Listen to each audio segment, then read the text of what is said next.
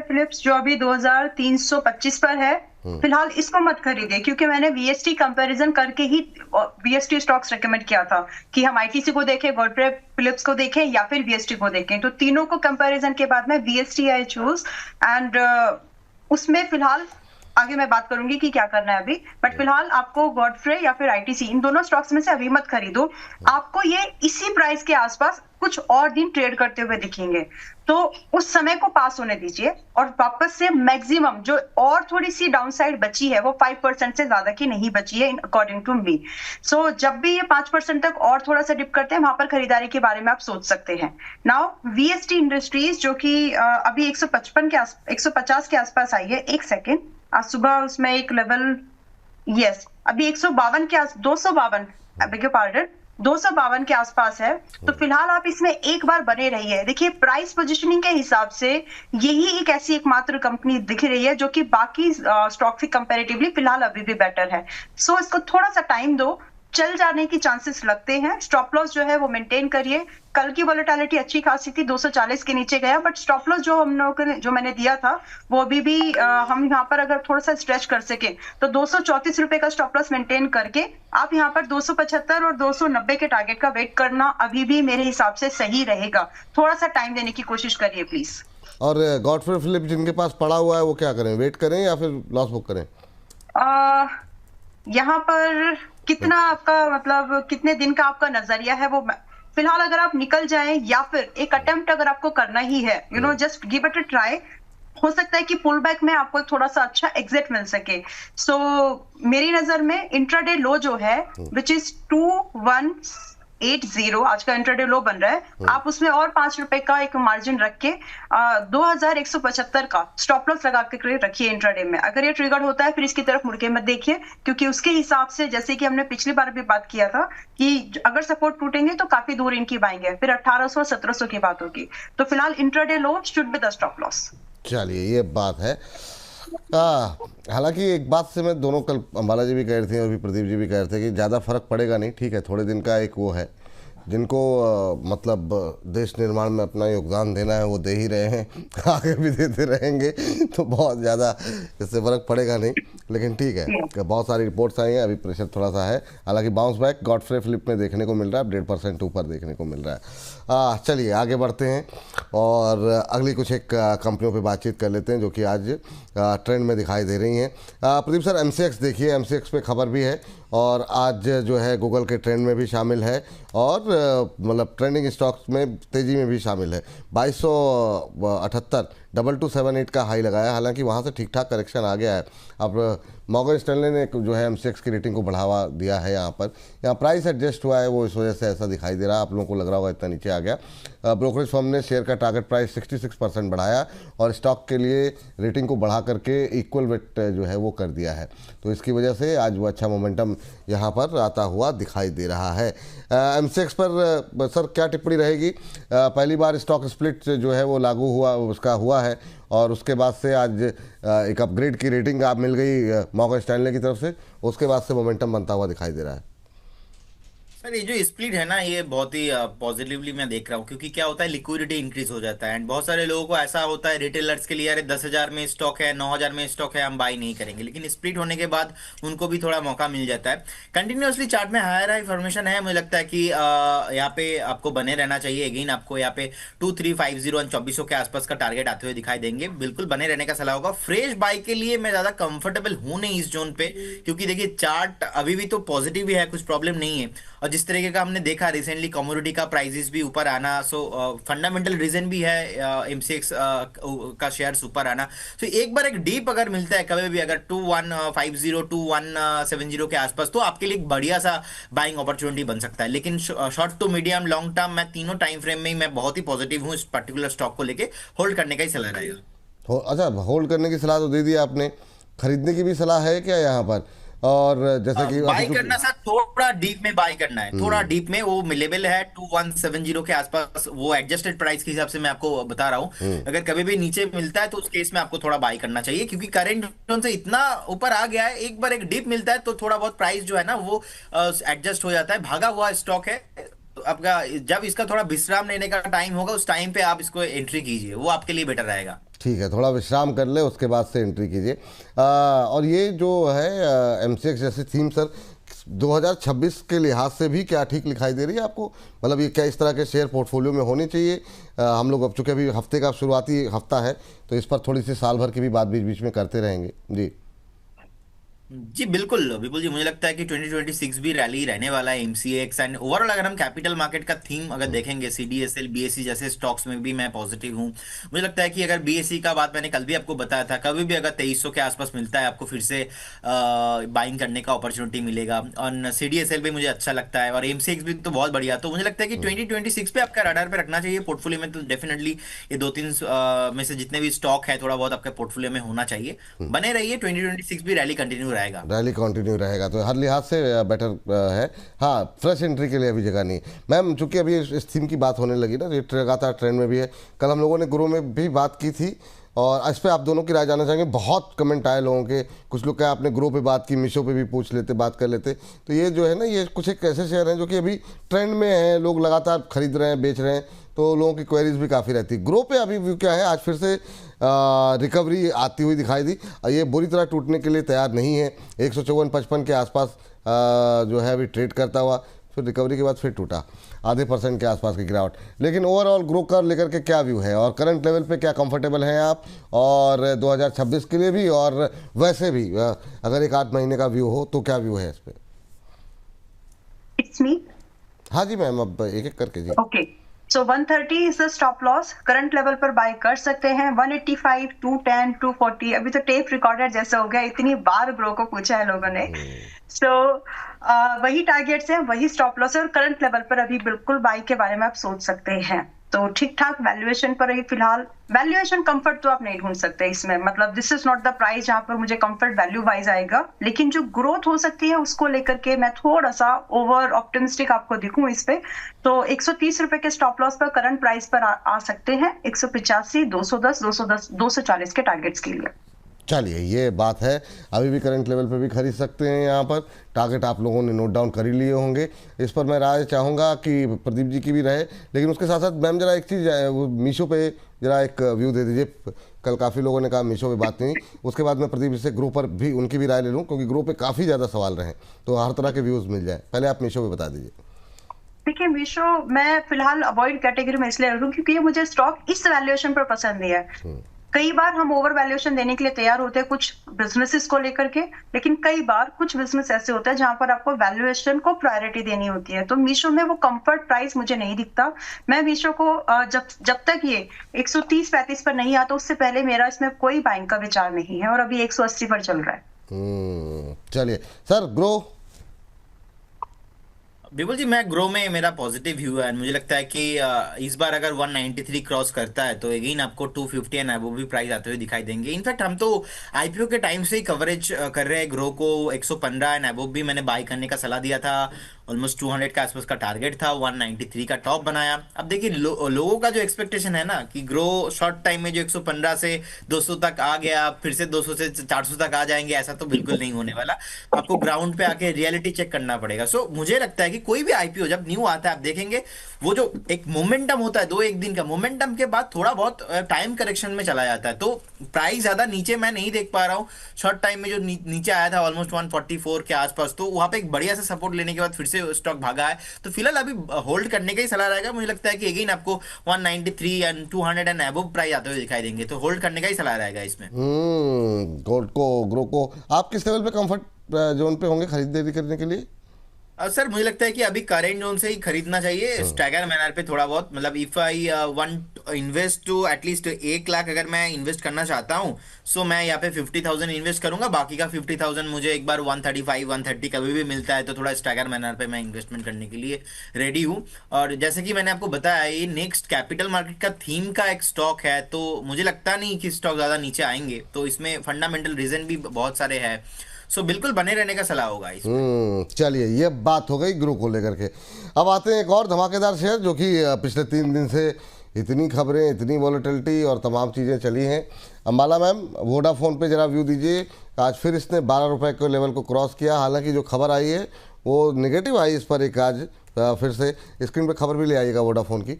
और लेकिन शेयर जो है 12 रुपये 5 पैसे का हाई लगाया है, अभी 11 रुपये 75 पैसे पे चल रहा है। ऊपर लेवल से थोड़ा सा हल्का हुआ है, लेकिन 1.25% की मजबूती देखने को मिल रही है। जिस तरह की गिरावट परसों देखने को मिल रही थी, वहाँ से शानदार रिकवरी आ गई है। क्या करना चाहिए अभी थोड़ा सा वेट एंड वॉच करिए, कुछ 1-2 दिन आपको ये 11 रुपए के आसपास फिर से मिलेगा। तो कल 10.5 रुपए के आसपास जो लोग खरीदार बने थे, 12-11 रुपए पर भी फॉर दैट मैटर जो खरीदार बने थे डिप में, या फिर किन्होंने जितने लोगों ने कल 11 रुपए 30 पैसे 40 पैसे पर भी लिया होगा, उनके लिए जो पहला टारगेट दिया था वो 12 रुपए ही था, वही टूट गया।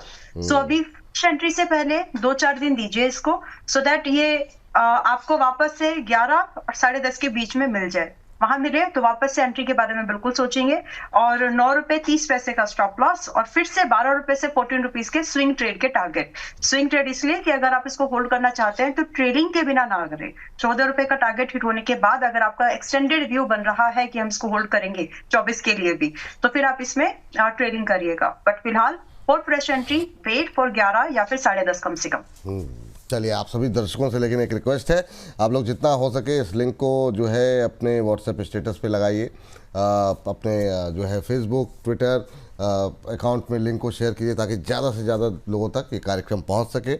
अभी हमारे साथ करीब 1600 के आसपास दर्शक थे, अभी 1550 के आसपास दर्शक लाइव हमारे साथ जुड़े हुए हैं। तो ज़्यादा से ज़्यादा लोगों तक कार्यक्रम की पहुंच हो, इसके लिए जितना हो सके लोगों तक पहुंचाइए। चलिए, अब बात हमारी हो गई वोडाफोन को लेकर के, और वोडाफोन के बाद अब थोड़ा सा ऑटो इंसलरीज की तरफ आते हैं, क्योंकि जिस तरीके के नंबर देखने को मिले हैं उसकी वजह से हम देख रहे हैं कि ऑटो इंसलरीज में ज़बरदस्त मोमेंटम देखने को मिल रहा है। और एक शेयर जो लगातार धमाका कर रहा है ऑटो के अंदर, अशोक लेलैंड है, वो उस पर बात करेंगे। लेकिन पहले सर जरा जेबीएम ऑटो देखिएगा, जेबीएम ऑटो जमुना ऑटो दोनों पे आपका व्यू जानना चाहेंगे। ये मतलब अब ये नए सुपरस्टार निकल रहे हैं ऑटो इंसलरी के अंदर से, क्या करना चाहिए? बीते 4-5 दिन में 7-8% चला है, क्या यहाँ पे नई एंट्री अब लेनी चाहिए या फिर रैली आ चुकी है, थोड़ा अभी अवॉइड करना चाहिए? जमुना ऑटो 4% ऊपर है, ये 100 रुपये की या 125 के आसपास की रेंज में है। इन जेबीएम और जमुना दोनों पे आपका व्यू? देखिए, जमुना ऑटो तो सर अभी भी यहाँ से भी, और मुझे लगता है कि 5 to 7% रैली बाकी है। 138.40 के आसपास एक रेजिस्टेंस है। 140 क्रॉस करने के बाद अगर वीकली क्लोजिंग मिलता है देन यहाँ पे एक बार पोजीशन बनाया जा सकता है। लेकिन जिनके पास पोजीशन है अभी भी बने रहिए, फ्रेश पोजीशन बनाना यहाँ पे थोड़ा रिस्की लगता है। और जेबीएम ऑटो का सुबह का एक्चुअली मेरा कॉल था, तो ये चला भी है बहुत ज़्यादा। तो मुझे लगता है कि आप जेबीएम ऑटो में यहाँ पे आपको 695 तक रैली जो है मिल सकता है। और फ्रेश बाय करना थोड़ा बहुत अभी रिस्की है, क्योंकि रिस्क रिवॉर्ड रेशियो फेवरेबल नहीं है। कभी भी नीचे आता है एक डीप में आपको 645 640 के आसपास मिलता है, तो देन यू शुड बाय। चलिए, ये बात जो है वो जेबीएम और जमुना पे निकल के आई है। थोड़ा सा अगर एक दो काउंटर पे राय लेते हैं, एक तो 2 व्हीलर और एक 4 व्हीलर कमर्शियल व्हीकल मैम से। मैम जरा आप देखिए अशोक लेलैंड, और आप इसके साथ साथ आप निगाहें यहाँ पर डालिए हीरो मोटोकॉर्प को लेकर के। इन दोनों पे आपका व्यू जानना चाहेंगे, जिस तरह की रिकवरी है क्या स्ट्रेटजी होनी चाहिए? भी समय रहे तो बताइएगा। एक स्टॉक है ध्यान में जहां पर एक टारगेट हो, जहां पर एक अच्छा मूवमेंट बन सकता है। तो पहले मैम पहले ट्रेड बता देते हैं ना, मतलब वो भी जरूरी है काफी ज्यादा। हाँ जी मैम, ट्रेड बताइए। Alright, MEEIL। तो MEEIL अभी 372 पर है एंड मेरी नजर में खरीदने लायक है। यहाँ पर स्टॉप लॉस आपका छोटा सा है, मतलब छुटकू सा बोलना चाहिए, जिसके क्योंकि कंपैरेटिवली जो टारगेट है वो काफी ठीक ठाक है। तो एक अच्छे खासे टारगेट के लिए 372 पर हम इसको अगर खरीदारी कर रहे हैं तो 410 से लेकर के लगभग 460 रुपए का टारगेट MEIL में हमको मिल सकता है। तो स्टॉप लॉस 340, 410, 460 ये दो टारगेट। इनफैक्ट 460 के बाद भी अगर आप समय दे पाए तो थोड़ा सा और इसको आप देख सकते हैं, जिसमें 500 तक भी जा सकता है। So it's depend up to you कि आपका नजरिया प्रॉफिट को कितना देख पाते हैं उसके हिसाब से। सो फिलहाल के लिए मेरे हिसाब से खरीदने लायक है लो रिस्क पर। स्टॉप लॉस क्या बताया आपने? 340 पहला टारगेट 410, दूसरा टारगेट 460। इन दो टारगेट्स के बाद भी ये अपसाइड की संभावना यहाँ पर और ज़्यादा हो सकती हैं। अभी चल रहा है मंगल इलेक्ट्रिकल इंडस्ट्रीज MEIL के नाम से आपको ये काउंटर मिलेगा, और अभी जो है 372 के आसपास ट्रेड करता हुआ। यहाँ पर स्टॉप लॉस आपको फॉलो करना होगा 340 के आसपास। टारगेट लगाइए 410, 460। 2 लक्ष्य यहाँ पर दिए गए हैं और जैसे ही यहाँ पर कोई जो है अनयूजुअल मोमेंटम देखने को मिलता है दोबारा स्क्रीन पर लेके आएंगे, या फिर अंबाला जी यहाँ पर स्टॉप लॉस और टारगेट में कोई परिवर्तन करती हैं तो भी इस पर हमारी निगाहें लगी हुई हैं। अब 374 के आसपास ट्रेड करता हुआ करीब 1% ऊपर, तो मोमेंटम आने शुरू हो गए हैं। हमारे दोनों धुरंधर जो है वो एक के बाद एक कॉल यहाँ पर निकल करके आती हुई 378, वाह, तो आ गया 372, 6 रुपये का मूव यहाँ पर, 2.25% ऊपर। अब 410 और 460 के टारगेट यहाँ पर दिए गए हैं, 380 तो हो गया, तो अभी 30 रुपये की रैली जो है वो यहाँ पर और अपसाइड बाकी है पहले टारगेट के लिए। तो जैसे यहाँ पर जो है और तेज़ी के साथ कोई मोमेंटम आता है, हालांकि ये रफ्तार तो बढ़ती हुई दिखाई दे रही है, और जैसे ही यहाँ पर कोई और तेज़ी होगी या फिर अंबाला जी स्टॉप लॉस टारगेट में कोई परिवर्तन करेंगे तो भी स्क्रीन पर लेकर के आएंगे। तो अच्छी रफ्तार यहाँ पर अभी भी 30 रुपये के अपसाइड की गुंजाइश है, 2.25% ऊपर। मंगल इलेक्ट्रिकल इंडस्ट्रीज MEIL जो है यहाँ पर आप नज़र बना करके चले। यस मैम, जो मेरा आप सवाल था आपसे जी। जी, तो आपने मुझे अशोक लेके बारे में बोला था। जी, देखिए अशोक लेलैंड में अगर आपका नजरिया इन्वेस्टर वाला नहीं है और आप सिप नहीं कर सकते हर 15% के डिप पर, तो मत करिए इसको ट्रेड, क्योंकि ये आप इसमें ट्रेड करेंगे तो आपके लिए बहुत महंगा है ये। आई मीन टू से महंगा पड़ेगा नहीं बोल सकते, but as of now for trading purpose it is expensive. बस आप इसमें कर क्या सकते हैं, थोड़ा सा वेट करिए ताकि ये स्टॉक आपको 185-80 पर वापस से मिले। वहां पर फ्रेश एंट्री के बाद में, जैसे कि हमने अभी जस्ट बोला कि हर 15% के डिप में आपको इसमें थोड़ा बहुत, या 10%, इसमें 10% तक की मैक्सिमम डिप्स होते हैं एक महीने के अंदर अगर जितना भी आया तो उस हिसाब से आप इसमें थोड़ा थोड़ा सिप करके अगर कर सकते हैं तो ठीक है, otherwise this is not something that you could trade. तो इन्वेस्टिंग लायक स्टॉक है, वैसे ही आप इसको हैंडल करें। रही बात कि अगर आप ये कर पाते हैं, फ्रेश एंट्री 185-70 के आसपास अगर आप लेते हैं, रेंज सुझाई है मैंने, तो और उसी रेंज पर है ये अभी, फॉर दैट मैटर अभी 186-187 के पास में ही है। तो आप यहाँ पर फ्रेश एंट्री इस कंडीशन में लीजिए, और जो मिनिमम टारगेट अब यहाँ से बनते हैं, नजरिया आप रखिए कम से कम 2 से 3 क्वार्टर्स का, और अब यहाँ से जो फ्रेश टारगेट बनते हैं वो स्टार्ट होते हैं 220 से लेकर के 250। बड़ी एक्सपेक्टेशन है लेकिन पॉसिबल है जी। चलिए, ये बात जो है अशोक लेलैंड पे निकल कर आई है। सर, 2 व्हीलर में कुछ अच्छा लग रहा है, जैसा हीरो मोटो देखिए, या फिर जो है यहाँ पे कोई चांसेस आपको दिखाई दे रहे हैं अब तेजी के? सर, हीरो मोटो का अब चार्ट में मुझे बहुत ही बढ़िया लगता है, एंड मुझे लगता है कि कहीं ना कहीं ये रैली कंटिन्यू होगा। जिस तरीके से एक शॉर्ट टर्म में नीचे आया था, अगेन पुल बैक देखने को मिल रहा है। ये रैली यहाँ पे कमिंग डेज में भी ये फॉलो अप बाइंग कंटिन्यू रहने वाला है। मुझे लगता है कि अभी तो ऑलमोस्ट 5968 के आसपास का प्राइस चल रहा है, तो ये रैली आपको ऑलमोस्ट 6200 एंड 6400 तक भी आपको लेके जाएगा। तो बिल्कुल बने रहिए, ऑल टाइम हाई जाने के लिए रेडी हो रहा है। ऑल टाइम हाई जाने के लिए रेडी हो रहा है। चलिए, इस बीच जरा मैम आप देखिए ओला इलेक्ट्रिक, ये भी जो है धुआंधार रफ्तार आज पकड़ लिया है अच्छी खासी पिटाई के बाद। तो क्या ये जो लोग पहले से हैं उनके लिए एक एग्जिट अपॉर्चुनिटी है, या फिर कोई ट्रेडिंग अपॉर्चुनिटी भी यहाँ पर तलाशी जा सकती है? क्या सलाह रहेगी ओला को लेकर के? बड़ी क्वेरीज हैं, बहुत बड़ी संख्या में रिटेलर्स यहाँ पर फंसे हुए हैं जी। तो ओला इलेक्ट्रिक, तो पहले तो आपके व्यूअर्स को शुभकामनाएं, मुझे एग्जैक्ट वर्ड तो नहीं मिला, बधाई हो, क्योंकि मैंने आप लोगों के आपके प्लेटफॉर्म पर ये स्टॉक 34-35 पर भी रेकमेंड किया था, और ये 2-3 दिन पहले की ही बातें हैं। तो ये सवाल आया था कि ओला इलेक्ट्रिक में क्या करें, उससे मैं बाइंग दी थी, स्ट्रैटेजी दी थी प्रॉपर कि कहां पर एवरेज करना है, कहां पर बाय करना है, फर्स्ट टारगेट क्या है। तो फर्स्ट टारगेट जो है इसमें वो 41 का है, जो हिट नहीं हुआ। तो जो लोग पहले से हैं स्टे बने रहिए, बहुत चांसेस हैं कि ये 41 के भाव को आज मोस्टली कल निकाल देगा। Now what about fresh buying? In fact first target ही नहीं, मैंने जो 41 की बात की थी, देन इसके बाद 50, देन 62, देन 70, ये जो टारगेट की बात किया है, ये एक बॉटम फिशिंग की मैंने वहां पर कोशिश की थी, एंड इट हो गया, वो अच्छा खासा हो रहा है, मतलब इट्स लाइक 15% गेन। बट आगे के लिए अब अगर आप एंट्री बना रहे हैं तो इसके नेचर को समझ लीजिए प्लीज। पिछले 4 से 5 ट्रेडिंग सेशन में 15% का जंप ओला इलेक्ट्रिक कर रहा है। सर्किट वाला स्टॉक है, मतलब इसमें LC-UC यानी लोअर सर्किट अपर सर्किट नाम की नहीं है, लगते भी हैं इसमें। सो वो चीज समझ के जब आप इसमें पैसा लगा सकते हैं तो कोशिश करिए, क्योंकि ऑटो सेक्टर जिस तरह से रिबाउंड अच्छे नंबर्स आ रहे हैं, चांसेस है कि उस हवा में, उस मूवमेंट में इसमें भी थोड़ा सा रिवाइवल आ जाए बॉटम बाइंग के पॉइंट ऑफ व्यू से। सो फिलहाल 39.80 के आसपास है, खरीदारी करने का विचार है। 50% एक्सपोजर से ही करें, जो भी आपने इसके लिए डिफाइन किया है पर्टिकुलर स्टॉक के लिए।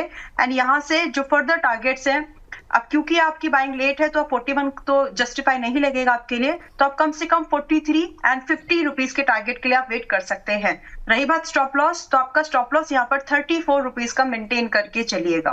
34 रुपए का स्टॉप लॉस लगाने की यहाँ पर सलाह दी जा रही है। तो ये मोमेंटम जो है वो फिलहाल के लिए ओला पे बनता हुआ दिखाई दे रहा है। ओला के बाद एक शेयर मैंने देखा था, Olectra green tech. Olectra green tech देखिए सर ज़रा, हालांकि थोड़ा सा 1000 रुपये के ऊपर का शेयर है, लेकिन मोमेंटम यहाँ पर अच्छा देखने को मिल रहा है। ओलेक्ट्रा पे खबर भी थी एक, और वो भी अभी हम प्ले करते हैं स्क्रीन पर, ताकि हमारे दर्शकों को अपडेट मिलती रहे। लेकिन मोमेंटम अच्छा बनता हुआ दिखाई दे रहा है ओलेक्ट्रा में। क्या टिप्पणी रहेगी प्रदीप सर आपकी? बिल्कुल जी, मुझे लगता है कि अगर किसी के पास पोजीशन है तो बिल्कुल बने रहना चाहिए। ऑलमोस्ट 1250 के आसपास का अभी प्राइस चल रहा है। एक लोअर टाइम फ्रेम से अच्छा खासा सपोर्ट भी लिया है, यहाँ पे बेस फॉर्मेशन दिखाई दे रहा है। नेक्स्ट जो टारगेट निकल के आ रहा है ऑलमोस्ट, अगर 1200 को ही होल्ड करके जाता है तो यहाँ पे इजीली आपको 1400 तक प्राइस मिल सकता है। तो 1200 के आसपास का एक स्ट्रिक्टली स्टॉप लॉस मेंटेन कीजिए और बने रहिए स्टॉक के साथ। अच्छा, एक बार जरा दोनों जो ट्रेड आप लोगों ने दिए हैं ना, एक एक करके जरा दोनों एक बार दिखा देते हैं और एक बार पूछ लेते हैं कि क्या कोई परिवर्तन तो नहीं है, क्योंकि प्रदीप जी की कॉल भी पहला टारगेट हिट करके अब 900 का लेवल तो क्रॉस उसी समय कर दिया था। 913 के आसपास का हाई लगाया है इन्फोबिम टेक्नोलॉजी ने। एक बार स्क्रीन पर लेकर के आ जाते हैं। देखिए अभी 903 के आसपास है और 925 का टारगेट है, लेकिन इसने जो हाई लगाया था वो थोड़ा ऊपर का था। सर अभी यहाँ पर जो लोग अभी तक नहीं बेचे हैं उनको होल्ड करके रहना चाहिए 11.25% ऊपर भी। क्या टिप्पणी रहेगी, कोई अपडेट इस पे देना चाहेंगे आप? ये क्लियर कट एक ही बात बोलूंगा विपुल जी, अगर बहुत बढ़िया मुनाफा हो रहा है, जब हमने डिस्कशन किया था 8 आई थिंक 60 के आसपास था, 860 के आसपास, तो बिल्कुल। हाँ, तो बिल्कुल यहाँ पे प्रॉफिट हो रहा है, प्रॉफिट बुक करके निकल जाइए, कोई प्रॉब्लम नहीं है। और अगर किसी को रहना है तो चार्ट खराब नहीं है, बहुत बढ़िया चार्ट पैटर्न है, तो 925 एबोव 950 तक भी स्टॉक आपको मिल सकता है। लेकिन मेरा ये बात को पकड़ के आप बैठे रहेंगे 2-4 दिन, कुछ भी नीचे का मोमेंटम आ रहा है वो नहीं करना चाहिए। अच्छा खासा प्रॉफिट हो रहा है तो प्रॉफिट बुक भी करना आपको चाहिए। अच्छा, जो बहुत लोग लेट क्या करते क्या है मैं आपको बताऊं, क्योंकि कई बार अगले दिन आपको भी सवालों का सामना करना पड़ता है। लोग करेंगे कि अभी 903 पे खरीद लेंगे कि 925 बताया है, क्या वो? इसीलिए विपुल जी मैं अपने वेपन्स लेके चल रहा हूँ साथ में। मैं आपको नहीं बोला कि अभी करेंट जोन से बाय करना है, इसीलिए अभी करेंट जोन से प्रॉफिट बुक करके निकल जाइए, कोई प्रॉब्लम नहीं। अगर किसी को रहना है, आपके पास 20-25 दिन है तो आप बने रहिए। चार्ट खराब नहीं है, बहुत बढ़िया शानदार चार्ट पैटर्न है, क्योंकि मार्केट है, वॉलेटिलिटी ऑलवेज रहता है। फ्राइडे है, दिन का दिन प्रॉफिट मिल रहा है, वो भी आधा घंटे के अंदर प्रॉफिट मिल रहा है, और क्या चाहिए जिंदगी में। तो बिल्कुल निकल जाइए, बिल्कुल निकल जाइए, यह बात है। और बाकी अगर बने रह रहे हैं 15-20-25 दिन का है तो फिर की बात अलग है, और वो भी इस लेवल में मत खरीदिएगा, पहले से जो पड़े हुए हैं, ठीक है। चलिए अगली टिप्पणी के लिए मैम के पास चलते हैं, जो कि जरा ये देखिए, ये यहाँ पर अभी इसने जो हाई लगाया है वो 383 रुपये 40 पैसे के आसपास का हाई लगाया है यहाँ पर। मैम अभी तो क्या करें फिर? 410, हालांकि अभी टारगेट तो अचीव नहीं हुआ है, लेकिन क्या अभी बने रहे ना, या फिर 8-10 रुपये बन रहे हैं तो निकलना चाहिए? नहीं, अभी रहिए। मोमेंटम इसमें बहुत बॉटम बाइंग कर रहे हैं हम लोग तो। और मैं एक बात बोलूं, आपने ओला इलेक्ट्रा का नाम लिया था, ओलेक्ट्रा सॉरी, आपने ओलेक्ट्रा का नाम लिया था। यस, तो जब आप ओलेक्ट्रा की बस को देखेंगे ना तो वहां पर आपको MEIL लिखा हुआ दिखेगा। अच्छा, वाह, और शानदार मैम, ये मतलब कहाँ से कहाँ कनेक्शन आपने जोड़ दिया। चलिए ये बात है यहाँ पर। ऑब्जर्वेशन है कुछ जिसकी वजह से एक मौका दोनों स्टॉक्स में है अभी। तो एक स्टॉक भाग रहा है तो जो उसके साथ साथ जुड़ी हुई कंपनीज है वो भागेंगी। और तो अब ये तो खैर अलग बात होगी, बट आप जिस चीज को स्टडी करके ट्रेड लेते हो, आपके वैल्यूएशंस देखते हैं, आप आपके फाइनेंशियल्स को देख के, आपके चार्ट को देख के आप एंट्री बना रहे हो, एंड दैट्स देयर, और सेक्टर पर। बिल्कुल, और ये थीम अभी चल रही है, ऑटो से आसपास से जुड़ी हुई जो कंपनियां हैं, तो उस थीम के साथ मतलब बहती गंगा में हाथ धोने वाली बात है। जी मैम कुछ कह रही हैं? जी क्योंकि आज फ्राइडे है तो मैं इसलिए मदरसन संवर्धना ये ट्रेड हम लोगों ने दिया था, मैंने ही दिया था एक्चुअली। और यहाँ पर 120 का टारगेट दिया गया था विपुल जी, और एंट्री जो सजेस्ट की थी वो 105 पर की गई थी आपके शो में। तो बहुत अच्छा गेन है, it is like 18-20% gain almost. जिसको भी बुक करना है यहाँ पर थोड़ा बहुत मैक्सिमम प्रॉफिट यहाँ पर बुक करना चाहिए, क्योंकि अब यहाँ से थोड़ा मैं कूल ऑफ एक्सपेक्ट कर रही हूँ। फ्रेश एंट्री इस स्टॉक के लिए 115 के आसपास है, तो हो सकता है नेक्स्ट क्वेश्चन यही हो। तो फ्रेश एंट्री 115 के आसपास, जो लोग इस ट्रेड में प्रॉफिट में है वो प्रॉफिट को बुक कर लीजिए आज। चलिए ठीक है, ये बात हो गई संवर्धना मदरसन को लेकर के। अच्छा, प्रतिभूति बाजार में निवेश बाजार जोखिमों के अधीन है। निवेश करने से पहले सभी संबंधित दस्तावेजों को ध्यान से पढ़ें।